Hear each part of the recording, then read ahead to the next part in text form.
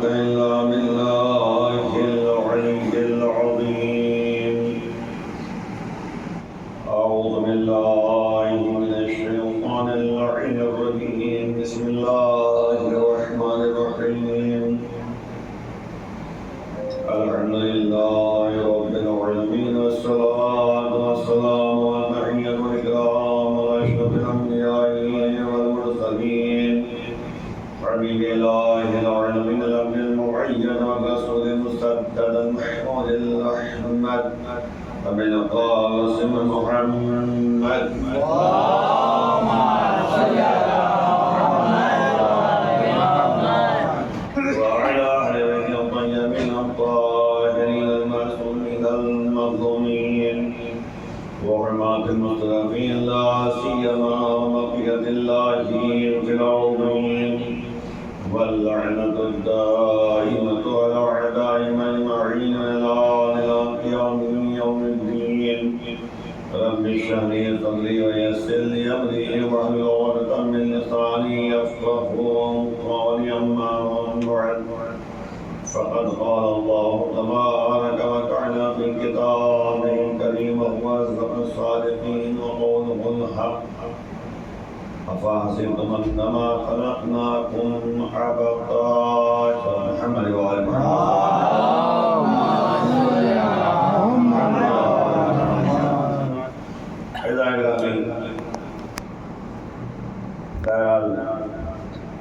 آپ لوگ پہلی محرم سے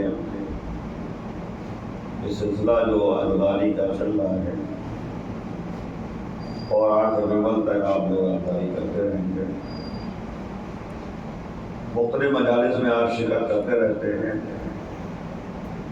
اور ظاہر سی بات ہے کہ مقصد عزاداری کو بھی جو ہے آپ لوگ سمجھتے ہیں. اور اس کے بعد جو ہے شروع گئے سوال تو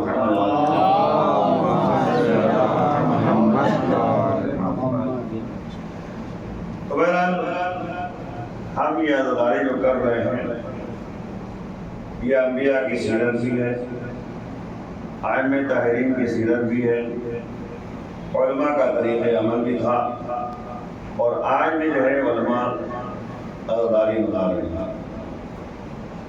اس عزاداری کی اہمیت ہمارے سامنے ہر طریقے سے برقرار ہے. اس کے علاوہ قرآن کے آیتوں کے ذریعے بھی یہ بات ثابت ہے کہ عزاداری کی اہمیت کیا ہے. قرآن نے مختلف آیتوں میں اس بات کا متوجہ کیا، اگر عزاداری کا نام اس لحاظ سے نہیں ہے لیکن آیات کا مفہوم جو سامنے آتا ہے وہ عزاداری کے سلسلے میں ثابت ہے. مثلا جناب موسیٰ علیہ السلام سے پروردگار نے کہا وَذَكِّرْهُمْ بِأَيَّامِ اللَّهِ، اللہ کے دنوں کو اپنی قوموں کے سامنے پیش کرو، یاد کرو. ایام اللہ کا مطلب ہوتا ہے اللہ کے دن، یعنی ایسا دن جس دن میں جو ہے اللہ کی یاد جو ہے زیادہ باقی رہے، زیادہ برقرار رہے. ظاہر پر روایتیں ہمارے پاس مختلف ہیں. ایام اللہ کیا ہے؟ ہمارے اور آپ کے چھٹے امام جعفر صادق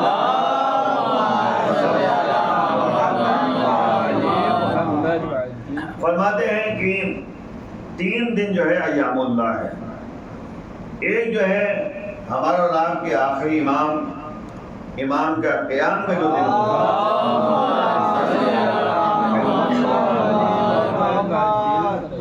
ایام اللہ میں سے جس دن امام کا ظہور ہوگا، امام قیام فرمائیں گے. اور دوسرا دن جو ہے وہ دن ہے جس دن جو ہے دوبارہ جو ہے مردوں کو زندہ کیا جائے گا، یعنی دوبارہ انسانوں کو زندہ کیا جائے گا، ظالموں کو زندہ کیا جائے گا، مظلومین کو زندہ کیا جائے گا. امام جو ہے ظالموں سے بدلہ لیں گے مظلومین کے سامنے، ظالمین کو کیفیت کردار تک پہنچائیں گے. جس طرح آپ جو ہے دعائے ندبہ پڑھتے رہتے ہیں آئین الطالب بدم المقتول بکربلا، کہاں ہیں آپ جو خون کربلا کے انتقام لینے والے ہیں، بدلہ لینے والے ہیں. تو جتنے ظالمین جو ہیں کربلا میں موجود تھے ان سے جو ہے مظلومین کا بدلہ لیا جائے گا امام کے ذریعے. اور تیسرا وہ دن ہے جس دن قیامت کا دن ہے، روز قیامت. اسی لیے کہا گیا کہ جب بھی کوئی کام انجام پائے ہمیشہ یاد قیامت ہونا چاہیے، آخرت کی یاد ہونا چاہیے. ہمارے لیے جو بھی کام انجام پائے، اب آپ دیکھیے بچہ پڑھتا کیوں ہے، اسکولوں میں کیوں جاتا ہے، مدرسوں میں کیوں جاتا ہے؟ وہ اسکولوں میں جاتا ہے تو اس کا ٹارگٹ یہ ہوتا ہے کہ ہم جو ہے فروری میں جو ایگزام ہوگا، مارچ میں جو ایگزام ہوگا اس میں جو ہے ہم کامیاب ہو جائیں، اچھے نمبروں سے پاس ہو جائیں. یہ ہمارا نتیجہ ہونا چاہیے. تو ہمیشہ ٹارگٹ کیا ہوتا ہے؟ وہاں پہ نتیجہ. اسی طرح ہمارا ہر عمل کا ٹارگٹ ہونا چاہیے، مقصد ہونا چاہیے پروردگار، آخرت. اسی لیے پروردگار نے قرآن میں مختلف انداز سے مختلف جگہوں میں یہ بیان کیا کہ تمہیں پلٹ کر میری بارگاہ میں آنا ہے. الی المصیر، تمہارا پلٹنے کی جگہ، تمہارے پلٹنے کی جگہ میں ہوں، میری طرف پلٹ کے آنا ہے تمہیں. یعنی آپ دیکھیں سب کچھ ہے اپنی جگہ پر، لیکن پلٹ کر اللہ کی بارگاہ میں جانا ہے انسان. مختلف جگہ آیتیں موجود ہیں قرآن میں. اب مسئلہ یہ ہے کہ ہمیں قیامت کو یاد کرنا چاہیے، آخرت کو یاد کرنا چاہیے. آخرت اس لیے ضروری ہے یاد کرنا تاکہ ہم جو ہے اپنے اعمال کی سزا یا جزا کو طلب کر سکیں. روز قیامت جو ہے انسانوں کو سزا دی جائے گی اور جزا دی جائے گی. اچھے اعمال ہیں تو اس کے لیے جزا ہے، برے اعمال ہیں تو ان کے لیے سزا ہے. اسی لیے انسانوں کو چند مراحل سے گزارا جاتا ہے. 9 ماہ شکم مادر میں، یہ بھی ایک زندگی ہے بچے کی، اس کی زندگی صرف 9 مہینے ہے. اس کے بعد اس دنیا میں آنے کے بعد اس کی ایک زندگی ہے، 60 سال 70 سال 100 سال جتنے سال زندہ رہنا ہے. اس کے بعد جو ہے ایک قبر کی زندگی ہے، برزخ کی زندگی ہے. یعنی قبر میں انسان کو کتنے سال رہنا ہے یہ اس کو معلوم نہیں ہے. دنیا میں 60 70 سال 100 سال جتنے سال اس نے زندگی بسر کی ہے. اس کے بعد قبر میں جب جاتا ہے تو اس میں بھی جو ہے زندگی بسر کرنی ہے. آخرت کی زندگی ہے جو آخری زندگی ہے، اس کو آخرت اسی لیے کہا جاتا ہے، قیامت اسی لیے کہا جاتا ہے کہ اس دن جو ہے سزا اور جزا کا فیصلہ ہوگا. جو جزا کے حقدار ہوں گے ان کو جنت میں ہمیشہ رکھا جائے گا، خالدین فیہا کلب رسوانی، ہمیشہ جنت میں رہے گا انسان. اور جو سزا کا مستحق ہوگا اسے جہنم میں ہمیشہ ڈال دیا جائے گا. ہمیشہ. ہمیشہ کا مطلب یہ ہے کہ اب اس کے پلٹنے کی کوئی وزن امکان نہیں ہے. اچھا، برزخ جو زندگی ہے وہ ایسی زندگی ہے جہاں پر انسان کے اعمال صحیح بھی ہو سکتے ہیں اور غلط بھی ہو سکتے ہیں، دونوں کام ہیں. یعنی قبر میں جانے کے بعد انسان کے اعمال میں، نام اعمال میں، یعنی ثواب کا بھی تذکرہ ہو سکتا ہے بعد میں اور عذاب کا بھی تذکرہ ہو سکتا ہے. کیوں ایسی بات ہے ہمارے پاس میں؟ دیکھیں مسئلہ کیا ہے. روایت میں موجود ہے کہ من سن سنتا حسنہ، جو بھی ایک سنت حسنہ قائم کرے، نیک کام کر کے اس دنیا سے چلا جائے، تو جب تک وہ چیز برقرار رہے گی، وہ سنت حسنہ برقرار ہے، اس کے لیے جزا ملتی رہے گی، ثواب اس کو ملتا رہے گا. جس کو شیئر مارکیٹ آپ کہہ سکتے ہیں آج کے لحاظ سے. بہرحال میں یعنی مثالاً عرض کر رہا ہوں، یہ نہ ہو کہ مطلب کہہ دیا کہ وہ جو ہے قبر کے لیے شیئر مارکیٹ کہہ دیا. اب تو بڑی مصیبت آ گئی نا. اب تو ماشاء اللہ ٹیپ بھی ہوتا ہے، گریب ٹیپ ڈال دیا، لو بھائی مولوی صاحب نے یہ کہہ دیا، تو بہت احتیاط سے کام کرنا پڑتا ہے. تو پہلے بھی ہم تو ایسے ہیں کہ قرآن حدیثی سے بات کرتے ہیں، ہم الگ الگ بات ہی نہیں کرتے کہ ہماری کوئی بات جو ہے یعنی اس طرح سے جو ہے پیش کی جائے. لیکن پھر بھی میں نے کہا شیئر مارکیٹ ہے. شیئر مارکیٹ میں کیا ہوتا ہے؟ بھائی آپ نے پیسہ لگا دیا، جو اس میں جو پروفٹ ہوگا اس میں سے آپ کو ایک پروفٹ دیا جائے گا، شیئر کیا جائے گا. ٹھیک ہے. اسی طرح یہاں پر بھی ہے کہ انسان اس دنیا سے چلا گیا، اب جو ہے اس کے ہاتھ پیر بندھے ہوئے مطلب یہ کہ اب کچھ نہیں کر سکتا. دنیا میں جو کچھ اس نے کیا ہے اس کی سزا بھی وہیں پر ہے، اس کی جزا بھی وہیں پر ہے. یعنی یہ پیش قدمی ہے آخرت کے لیے، اور غلط نہیں کر رہے ہیں، آخرت میں پیش قدمی ہے. اب مسئلہ یہ ہے کہ اگر انسان جو ہے اس دنیا سے گیا ہے تو اچھی چیزیں چھوڑ کر گیا ہے، تو جو اعمال انجام پاتے رہیں گے اس کا شیئر اس کو ملتا چلا جائے گا. اور غلط نہیں کر رہے ہیں. مثلا ایک شخص نے جو ہے مسجد بنائی، چلا گیا دنیا سے، تو جب تک وہ مسجد قائم ہے اس میں جو ہے نمازیں قائم رہیں گی، مسجد و ماتم ہوتا رہے گا، اچھے کام ہوتے رہیں گے، تو جو افراد اس میں اعمال انجام دے رہے ہیں ان کو تو ثواب مل ہی رہا ہے، اسی میں سے اس کے نام اعمال میں شیئر کیا جاتا رہے گا. اور نہیں کر رہے ہیں، شیئر کا قدر ہے، یعنی اس کے مرنے کے بعد جو ہے اس کے نام اعمال میں اضافہ ہوتا چلا جائے گا. اور جو افراد، نبی کہہ رہے ہیں کہ من سن سنتا سیئہ، جس نے بری سنت قائم کر دی. بری سنت کا مطلب یہ ہوا برا کام کر کے اس دنیا سے چلا گیا.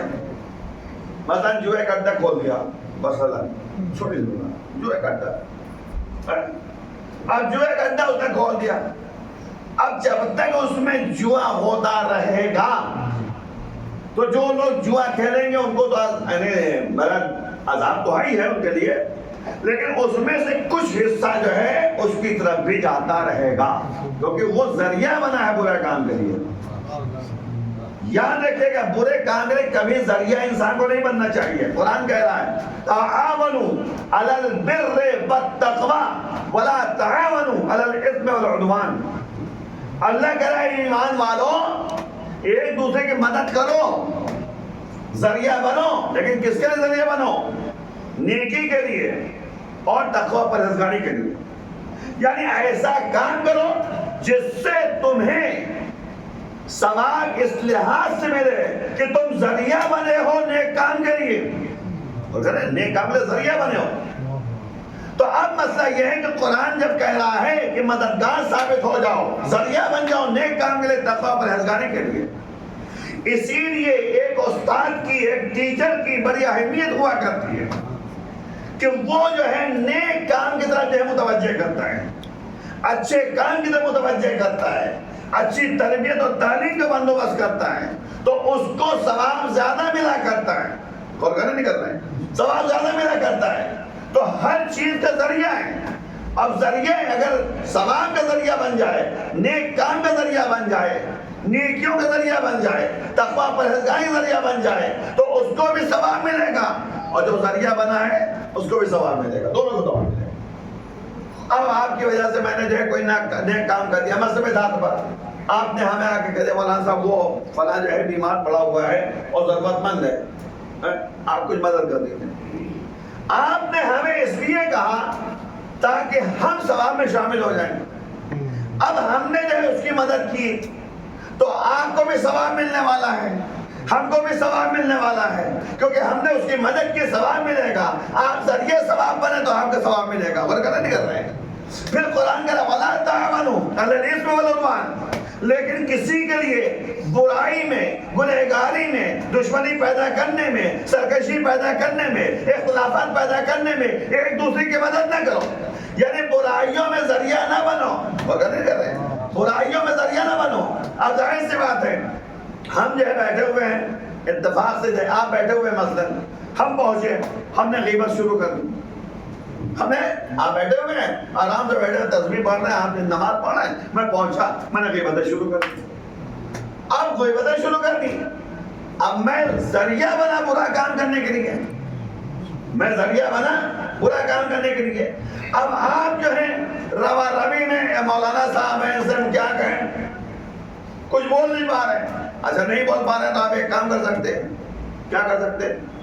تسبیح پڑھی، سجدہ کیا، اچھا مولانا مسافرتی کیا، خدا حافظ میں ذرا جا رہا ہوں، ذرا کام ہے، بات ختم ہو گئی. آپ اپنے کو بچا لیں گے گناہ سے.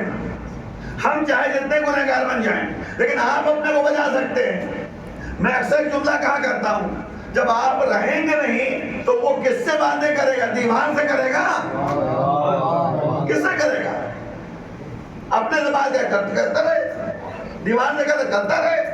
کم سے کم آپ ذریعے گناہ تو نہیں بنے بھائی. ہم جو ہے ذریعہ بن رہے ہیں، ساتھ ساتھ آپ بھی سمجھداری میں کیا کر رہے ہیں، روا روی میں کیا کر رہے ہیں، ہماری مدد کر رہے ہیں.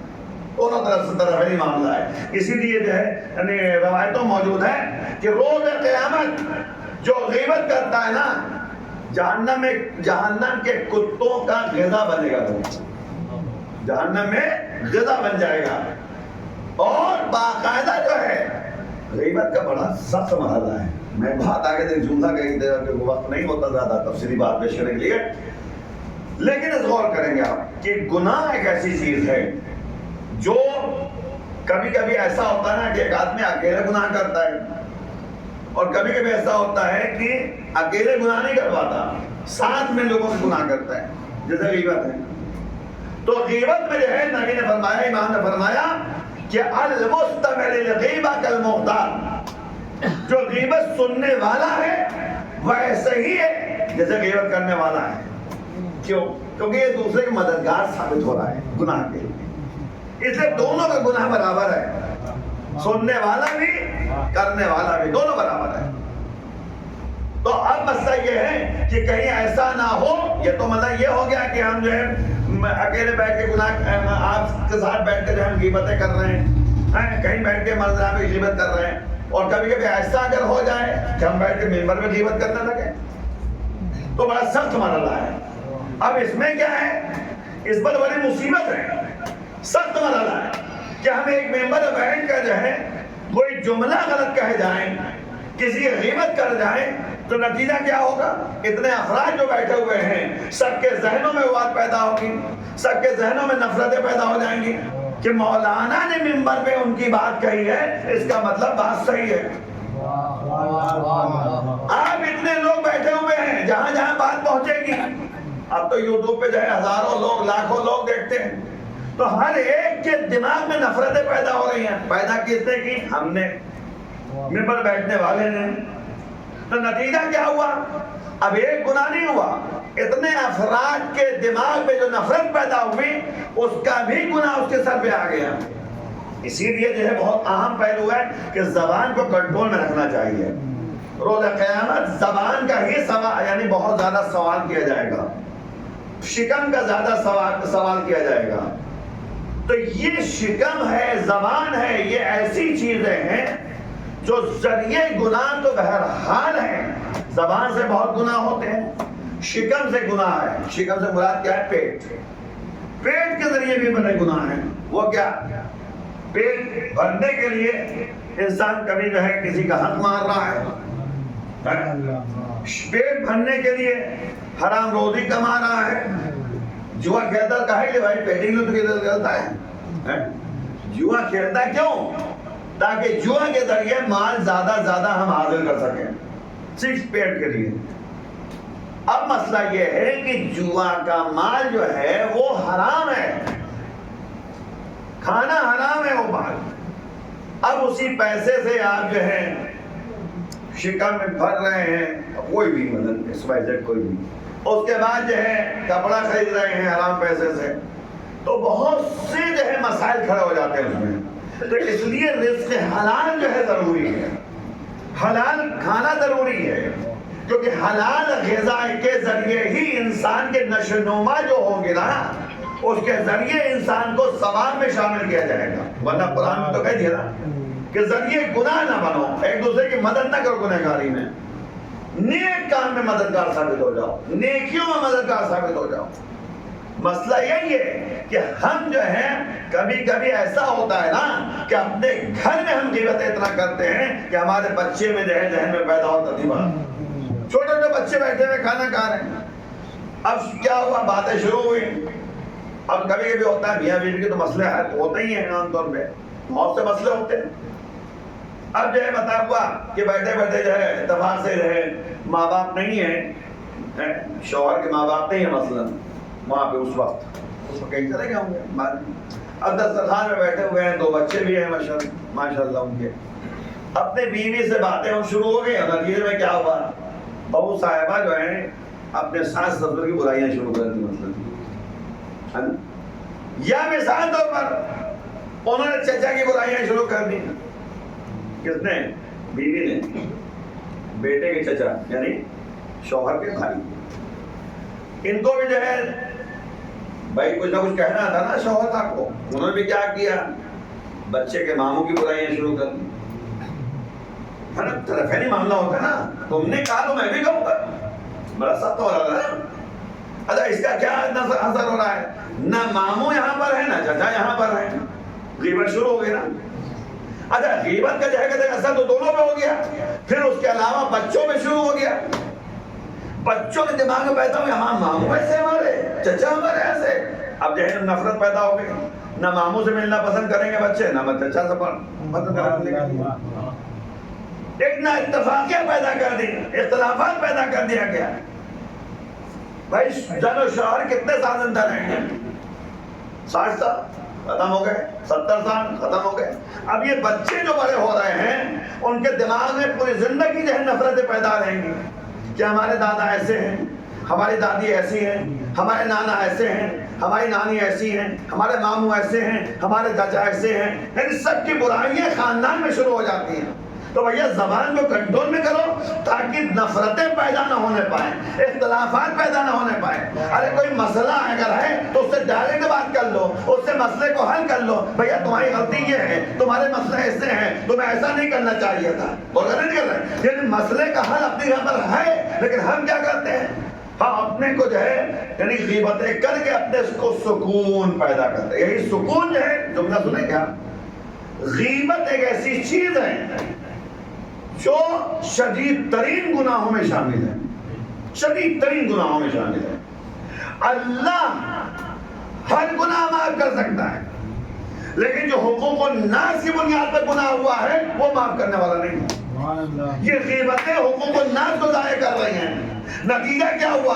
یہ حقوق الناس جب ضائع ہوگا تو اللہ معاف کرنے والا نہیں ہے. چاہے جتنی معافی تلافی ہوتی رہے، چاہے جتنا استغفار کرتا رہے، چاہے جتنا توبہ کرتا رہے، لیکن یاد رکھیے معافی لینی ہے تو اس شخص سے معافی طلب کی جائے جس کی غیبت کی گئی ہے، جس کی برائی کی گئی ہے. اس سے جا کے معافی مانگے، بھیا معاف کر دو، میں نے یہ غلطی کی ہے. تب معافی، اگر ادھر سے معافی ہو گئی تو اللہ معاف کرنے والا ہے، ورنہ معافی تلافی کچھ نہیں ہے. اچھا اس کا نتیجہ اور بھی ہے. آخرت کی بات چل رہی تھی نا، آخرت سے یہاں تک پہنچے ہم لوگ. مولا نے کہا آخرت کو یاد کرو. آخرت میں ہوگا پتہ کیا؟ بہت سخت مرحلہ ہے، بہت سخت مرحلہ ہے. ہم لوگ ماشاءاللہ عزاداری کر رہے ہیں اور عزاداری کے ثواب زیادہ ہیں، بہت زیادہ ہیں. انشاءاللہ جو ہے یہ فرشدہ بیٹھنا خود ثواب ہے. جتنی طرح فرشدہ بیٹھے گا یہ ثواب میں شامل ہو رہا ہے. نعرہ حیدری، نعرہ صلوات. اب آپ غور کیجیے، دیکھیں کتنا سخت مرحلہ ہوگا روزہ قیامت، سخت مرحلہ ہوگا.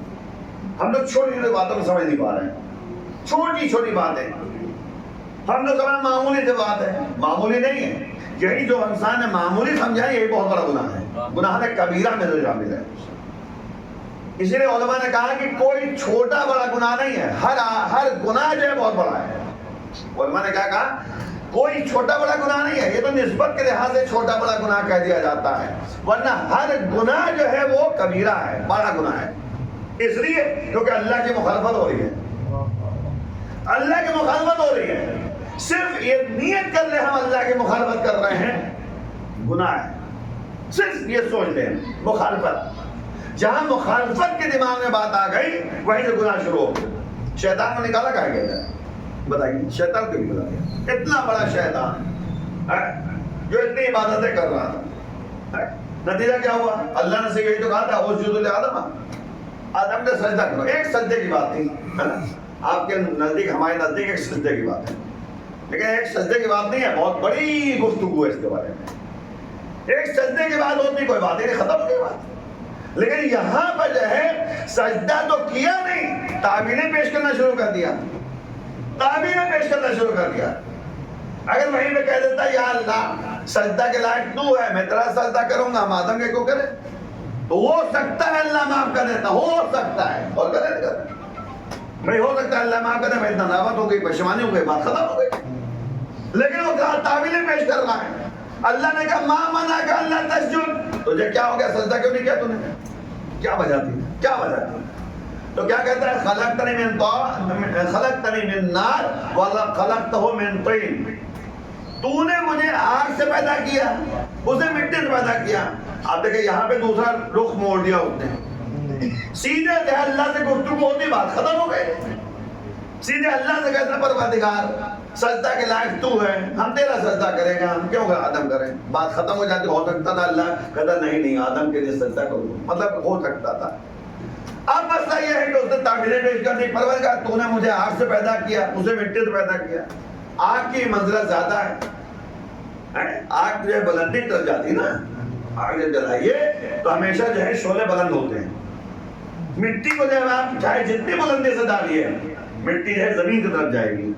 تو اس کے دماغ میں تھا کہ ایک کو مٹی سے پیدا کیا گیا اور ایک کو آگ سے پیدا کیا گیا، اس کا آگ والا جو ہے زیادہ منزلت رکھتا ہے، اس کے دماغ میں یہ تھا۔ اللہ نے کہا اچھا تیرے اندر تکبر پیدا ہو گیا، جملہ سنیے آپ، ابا واستکبر، قرآن کا جملہ ہے کہ شیطان نے ابا کیا، ابا مانا ہوتا ہے انکار، اکڑ گیا، واستکبر تکبر کرنے لگا۔ اب جب تکبر اور غرور کرنے لگا تو اللہ نے کیا کہا؟ ابا اکڑ گیا، مخالفت میں آ گیا، تکبر کرنے لگا، تو وکانا، نتیجہ کیا ہوا؟ یہ کافروں ہو گیا، سیدھی سی بات، کافروں ہو گیا۔ اب یہ بات طے ہے، چاہے گھر میں بیوی اکڑے، چاہے شوہر اکڑے، اللہ کی نافرمانی میں چاہے شوہر ہو چاہے بیوی ہو، غور نہیں کرے، ہر ایک کو اللہ کی طرف سے بہرحال جو ہے جزا ملنے والی نہیں ہے، سزا ملنے والی ہے، چاہے کوئی بھی ہو۔ اسی لیے حقوق الناس معین کیا گیا ہے، حق جب تک ادا نہیں ہوگا اللہ پسند نہیں کرنے والا، اللہ جو ہے راضی ہونے والا نہیں ہے۔ مسئلہ یہ ہے کہ زندگی جو زن شوہر کی ہوتی ہے، آخرت سے میں شروع کیا ہے، آخرت کو یاد کرنا ضروری ہے۔ آخرت کو اگر یاد کرتا رہے گا مسئلے خود بخود حل ہوتے رہیں گے۔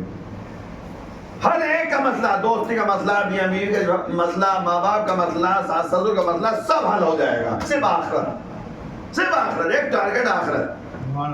آخرت اگر ہے تو ہر مسئلے کا حل موجود ہے۔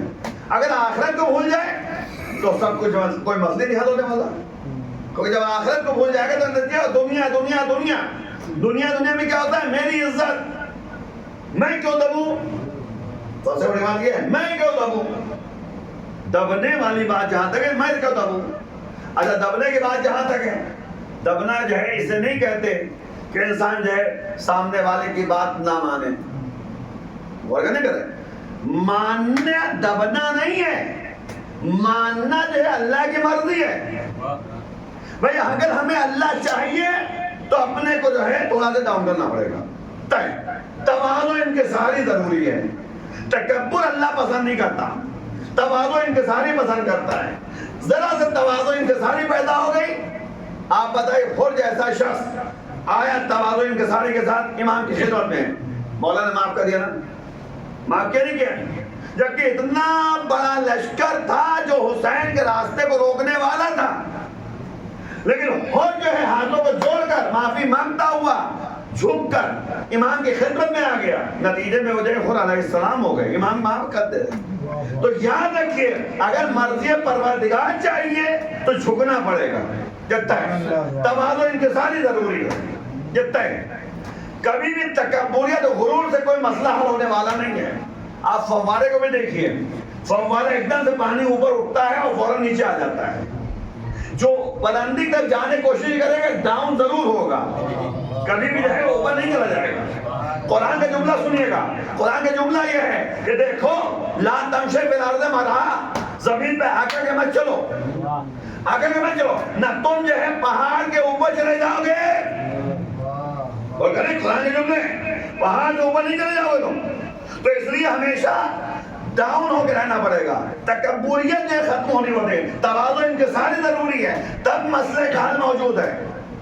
آپ بتائیے راستے میں آ رہے ہیں آپ، اتفاق سے جو ہے ایک چھوٹی مثال ہے، کسی کو جو ہے کہتے کہ ٹھوکر لگ گئی ہماری وجہ سے، اگر میں نے کہہ دیا بھائی غلطی ہو گئی معاف کیجیے، وہ بھی کہے گا اچھا کوئی بات نہیں، جاؤ ہوتا ہے، ہوتا ہے، سامنے والا جو ہے جاتا ہے کچھ اس نے مثلا کہ ٹھوکر مار دی، چوٹ لگ گئی ہمارے آپ کے مثلا تو پر کسی کے، اس نے کہا بھائی معاف کرنا غلطی ہو گئی، آپ ایک اچھا جاؤ، بات ختم ہو گئی. لیکن وہ آپ وہ اکڑنے لگے تو آپ بھی جو کہتے کہیں گے نہیں تمہاری غلطی، وہ بھی نہیں ہمیں غلطی نہیں. اب آپس میں بحثی میں جو ہے بات ختم نہیں ہونے والی. تو یہی چیز جو ہے خاندان میں ہوتا ہے، یہی چیز رشتوں میں ہوتا ہے. ایک آدمی مان لے کہ بھائی ٹھیک کوئی بات نہیں چلو ختم کرو، بات ختم ہو جائے. یہی اسلام چاہتا ہے، یہی شریعت کہتی ہے کہ ہمیشہ جو ہے انسان کو اللہ کو یاد رکھنا چاہیے، آخرت کو یاد رکھنا چاہیے، تواضع اور انکساری کے ساتھ زندگی بسر کرنی چاہیے. تکبریت سے کوئی مسئلہ حل ہونے والا نہیں ہے. امام فرماتے ہیں من تکبر خفضہ اللہ ومن تواضع رفعہ اللہ. جس نے تکبر کیا، غرور کیا، ہمیشہ ذلیل و خار ہوگا. امام کا جملہ ہے، میرا اور آپ کا جملہ نہیں ہے. امام جو بھی جملہ کہتے ہیں وہ سمجھ لے اللہ کا جملہ ہے، سیدھی سی بات. امام جو کہتے ہیں وہ رسول کہتے ہیں، جو رسول کہتے ہیں وہ پروردگار کہتا ہے نا.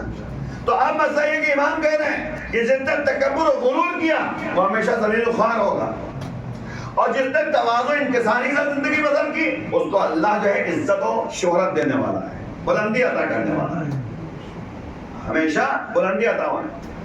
وہ شعر ایک ہے نا، مٹا دے اپنی ہستی کو گر کچھ مرتبہ چاہے کہ دانا خاک میں ان کا گزر گزار ہوتا ہے.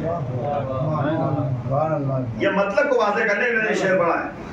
مٹا دے اپنی ہستی کو، اپنی زندگی کو، اپنے شخصیت کو مٹا دو گر کچھ مرتبہ چاہے، اگر کچھ مرتبہ چاہیے تو، منزلت چاہیے تو، کہ دانا خاک میں ان کا گزر گزار ہوتا ہے. ایک دانہ جب تک زمین میں مٹی میں نہیں جائے گا تب تک پودا جو ہے نکل کر پھول اور پتیاں نہیں نکلنے والی نہیں ہے. انسان دانے کو جو ہے ماں بہترین طریقے سے بہت سزا کے جو ہے اس نے داغ پہ رکھ دیا، زندگی میں کبھی بھی جو ہے اس میں پودا نکلنے والا نہیں ہے. دانہ جب تک زمین میں نہیں جائے گا اس میں نہ پھول نکلیں گے نہ پتیاں نکلیں گی. تو اپنے کو مٹانا ہے، اپنے کو بلندی تک لے جانا ہے تو سب سے پہلے سجدہ ریز ہونا پڑے گا.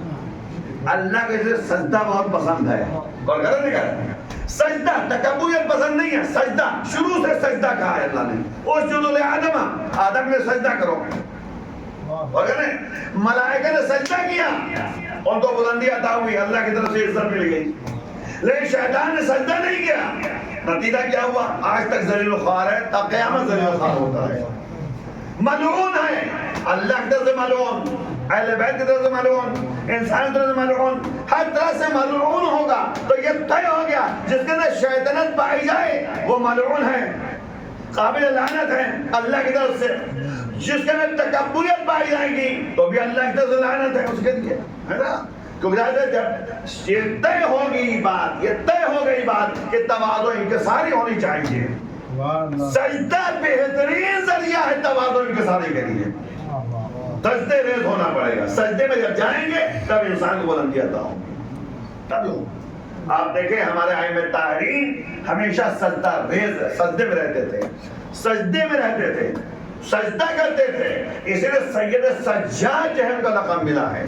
سجاد مطلب بہت زیادہ سجدے کرنے والا. اب آپ ایک امام جن کو اللہ نے بلندی عطا کی ہے، جن کو عصمت و طہارت سے نوازا پروردگار نے، جنہیں امام بنا کر بھیجا، نبی بنا کر بھیجا، معصوم بنا کر بھیجا، انہوں نے ہمیشہ سجدے میں رہ کر بتایا ہے کہ اللہ نے اتنی منزلت ہمیں دی ہے پھر بھی ہم سجدہ کر رہے ہیں. تو اگر تمہیں منزلت چاہیے تو سجدہ کرو. کہتا ہے سجدہ مین سجدہ ہے. سجدہ جب تک نہیں ہوگا تب تک آگے نہیں بڑھے. یہی مسئلہ تواضع انکساری اسی کہتے ہیں کہ ہمیشہ انسان کو تواضع کے ساتھ رہنا پڑے گا تبھی انسان کو بلندی عطا ہونے والی ہے. ورنہ جو ہے انسان نہ دنیا میں کامیاب ہے نہ آخرت میں کامیاب ہے. دنیا میں بھی ہر آدمی کیا کہے پتا ہے آپ کو، ہمیں چھوڑو اس سے بات نہ کرو. مولانا ممتاز ہمیں چھوڑو اس سے بات نہ کرو. اس کا مزاج ہی ایسا ہے، بات کرنے کا ڈھنگ ہی نہیں اس کے پاس. لوگ کہنے نہیں آئے ہمیں چھوڑو. گھر پہ جاؤ تو کہتے ہیں بیٹھاتے تو ہے نہیں، باہر سے کھڑا کر کے بھگا دیتے ہے نا. بھائی جو صفت ہو کہ انسان اسی طرح چھوڑو ان کی بات کرو، ہمیں چھوڑو اس سے بات کرو. لیکن اگر انسان کے تواضع انکساری ہے اخلاق ہے. ہمیں ٹھیک ہے, چلو بھیا ٹھیک ہے, ان کا چلو ہاں ٹھیک ہے بھیا, بیٹھاتے بھی ہیں, بات چیت کرتے ہیں, اچھی طرح سے بات کرتے ہیں, چلو ان سے بات کرتے ہیں. ہوگا نہیں ہوگا؟ دنیا میں یہ فائدہ ہے, دنیاوی فائدہ یہ ہے کیا؟ اس لیے مولا نے جملہ کہا کہ تم اس طرح سے زندگی بسر کرو کہ مر جاؤ تو لوگ افسوس کریں, گریا کریں.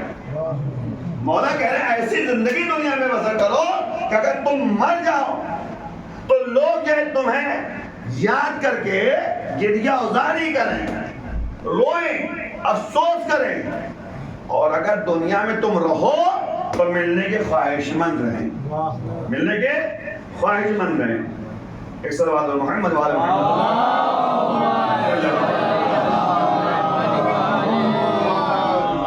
اتنی دیر میں 35 منٹ ہو گئے, بتائیے کیا کروں. ابھی تو بہت سی باتیں جو کی تھی, بات آ گئی درمیان. ایک صلوات محمد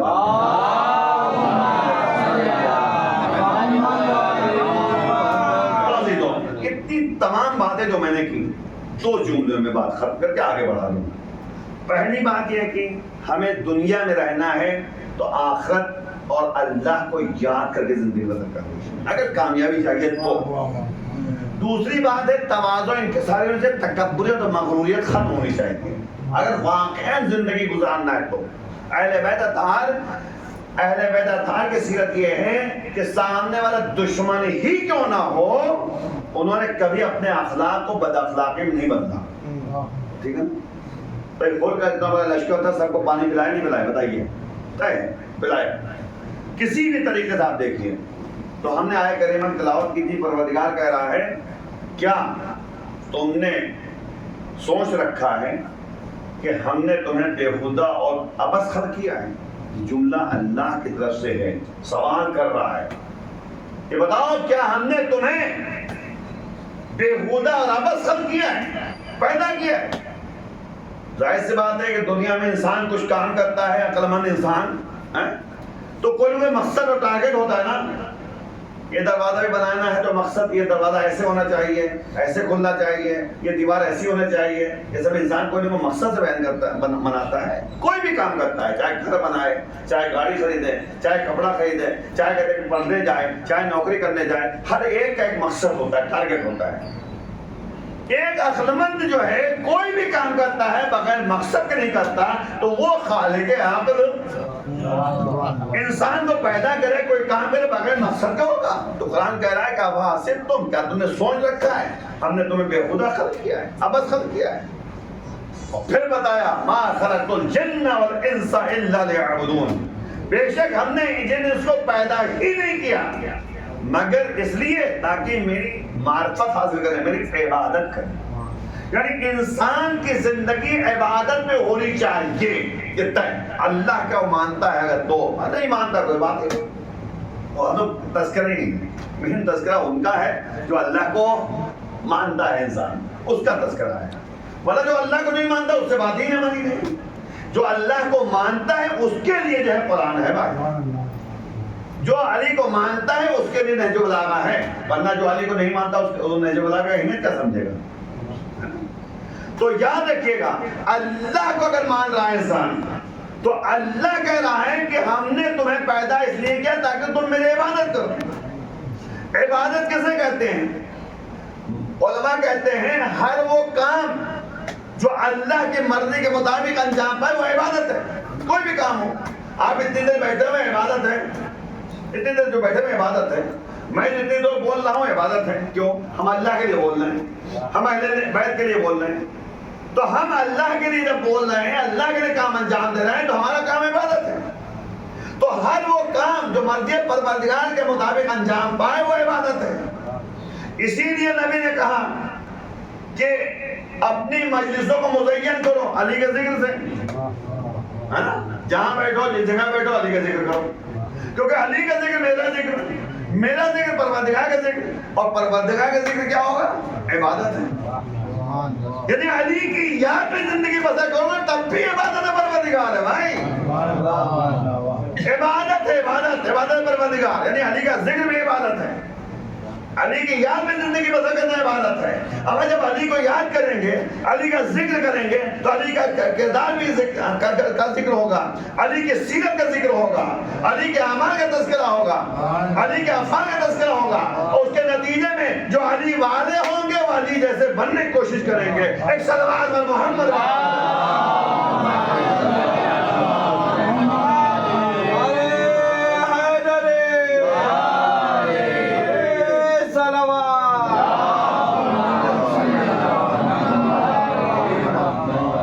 علی والوں کی جو خاصیت ہے کہ ہمیشہ کردار وہ بناتے ہیں, وہ رکھتے ہیں جو علی کا کردار ہے.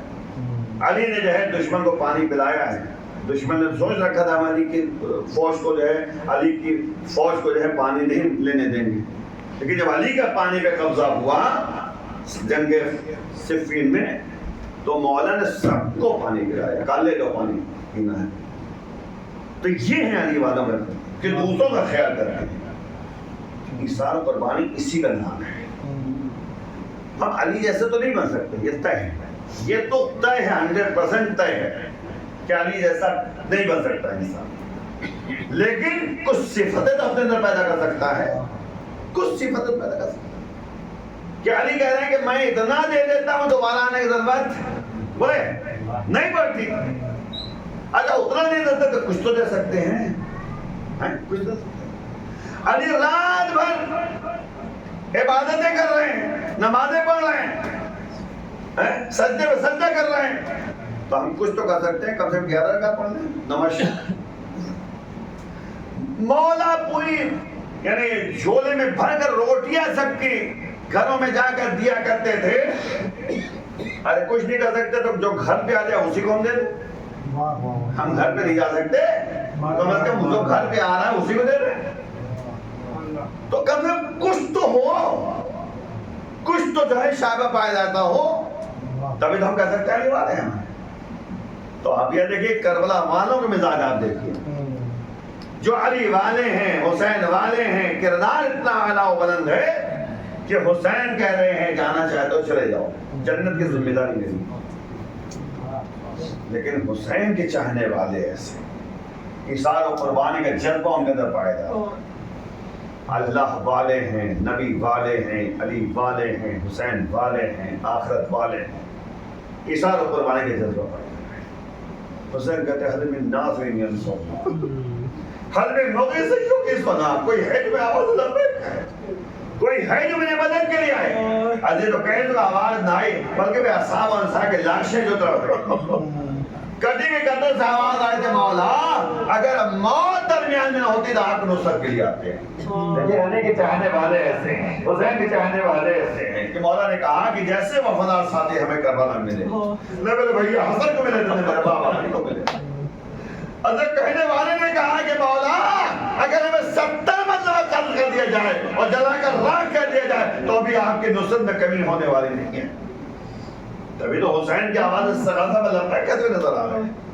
آئے خیمے میں, ایک سے رخصت ہونے کے بعد دیوار کربلا کے خیمے میں بیٹا سید سجاد جب قید شام حضور کا مدینے جانا تو میرے چاہنے والوں کو سلام کر دینا اور کہنا حق وفا یہی ہے کہ جب بھی پانی پینا اور جب بھی کسی غریب الوطن کی موت کو سننا تو میری موت کو یاد کر لینا. اجرکم علی اللہ. حاضر وہ وقت بھی آتا ہے جب حسین رخصت ہو کر میدان قتال کر جا رہے ہیں. نا آسرا تھا شاہ کربلائی کو, فقط بہن نے کیا سوال بھائی. یعنی وہ وقت ایسا آ گیا تھا مظلومیت کی آپ انتہا دیکھیے کہ جناب زینب جو ہے اپنے بھیا کو سوال کر رہے ہیں. حسین مقتل میں پہنچتے ہیں, ایک اور میچ دیا, تم نے حسین کا صبر دیکھا ہے, اب جہاد بھی دیکھ دو. حسین حملہ کر رہے ہیں, روایتیں کہتی ہیں 3 حملے حسین نے کیے. ایک حملہ کیا جو قادسیہ کی دیواروں سے فوجیں ٹکرا رہی ہیں, دوسرا حملہ کیا جو فرات کے کنارے تک مولا پہنچے. ایک مرتبہ کہتے ہیں عباس اور 57 سال کے حسین کی جنگ دیکھو, اجرکم علی اللہ. تیسرا حملہ کیا, آواز غیبی آئی, یا ایھا النفس المطمئنہ ارجعی الی ربک راضیۃ مرضیہ. اے نفس مطمئنہ پلٹ آ, میں تجھ سے راضی, تو مجھ سے راضی, آ جا میری جنت میں داخل جب آواز استغاثہ آئی، آواز آئی، آواز غیبی آئی، ایک مرتبہ حسین تلوار نیا میں رکھ لیتے ہیں۔ جب آواز غیبی آئی کہ بس حسین بس آجا میری طرف پلٹ آ، اپنے پروردگار کی طرف پلٹ آجا جنت میں داخل ہو جا، آجا میرے بندوں میں داخل ہو جا۔ ایک مرتبہ حسین تلوار نیا میں رکھ دیتے ہیں، بھاگی فوجیں سمٹ آئی، لیکن مظلومیت کو آپ دیکھیں حسین کی مظلومیت کو کہ حسین گھوڑے پہ ہیں، چاروں طرف سے حملے شروع ہو گئے، کوئی تیر سے وار کر رہا ہے، کوئی نیزوں سے وار کر رہا ہے، کوئی تلواروں سے وار کر رہا ہے، سب ٹوٹ پڑے حسین پر۔ ارے جس کے پاس کوئی آسان نہ تھا نا، پتھروں کو اٹھا کر پتھروں سے وار کر رہا ہوتا ہے۔ حسین گھوڑے زمین پہ آتے ہیں، لیکن حسین کی زمین تیروں میں معلق ہے۔ مظلوم امام سجدے آخر کرنا چاہتے ہیں، پیشانی زمین تک نہ پہنچی، ایک مرتبہ اپنے بدن کو زور دیا، تمام دن جس سے بے وس ہو گئے۔ مظلوم امام نے سجدے آخر کیا، شبہ ذہین کے کل میں خنجر چڑھا، سر تن سے جدا ہوا، آواز غیبی آئی، اعلیٰ قد قتل الحسین بن کربلا، حسین کربلا کے میدان میں قتل کر دیے گئے۔ لیکن بعد میں شہادت حسین، خیموں میں آگ لگا دی گئی، اہل حرم کے سروں پہ چادریں چھیڑی گئی۔ سید السجاد ہاتھوں میں ہتھکڑیاں ہیں، پیروں میں بیڑیاں، گلے میں توکے خاندان، کمر میں لنگر۔ سید السجاد اپنے بابا کو نہ غسل دیتا ہے، نہ کفن پہنا ہے، نہ دفنا پا رہے ہیں، کیونکہ ہاتھوں میں ہتھکڑیاں ہیں، پیروں میں بیڑیاں ہیں۔ ان کے سامنے بابا کے لاش کو بابا کر دیا گیا۔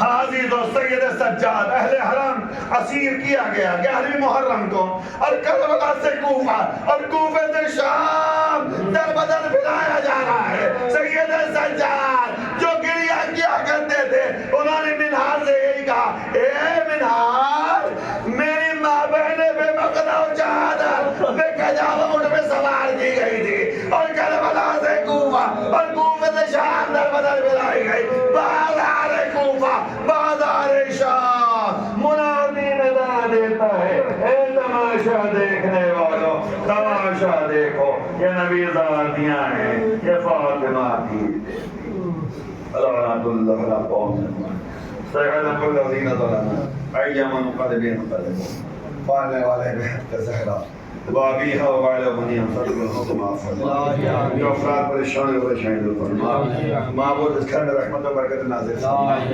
عزتان حسین محبان علیہ بیت جہاں بھی ان کی عزت و جان و مال کی حفاظت فرما، مظلومین کو اپنے حفظ زبان میں رکھ لے، ظالمون جبائن میں سے نابود فرما، سردار کے قلب عطا فرما، پروردگار جو بے روزگار ان کو روزگار عطا فرما، جو روزگار ان کے روزی برکت عنایت فرما، امام کے آوان انصار میں شمار فرما، امام کے ظہور میں تعلیم فرما۔ ایک صلوات ہے